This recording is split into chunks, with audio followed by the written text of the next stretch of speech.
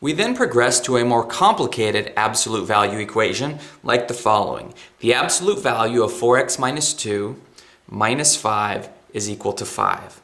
So the first thing we want to do is isolate the absolute value on one side of the equal sign.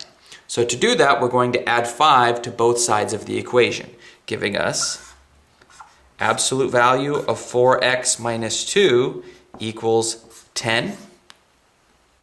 So when 4x minus 2 evaluates to the number 10, then the absolute value of that will equal 10.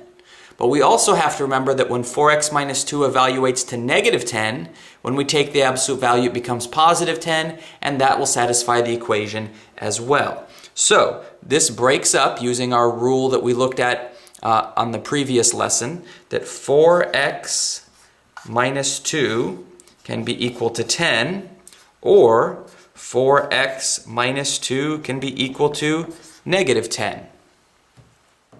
Now we set to solving each of these equations, so let's add 2 to both sides to get 4x equals 12, or x equals 3. Over here we add 2 to both sides to get 4x equals negative 8. Divide both sides by 4. We get x equals negative 2. So the two solutions to this equation are x equals 3 or x equals negative 2. And if we consider our original equation, the absolute value of 4x minus 2 minus 5 is equal to 5. We can see that if we plug in 3, we would get 12 minus 2 is 10. The absolute value of 10 is 10 minus 5 would equal 5.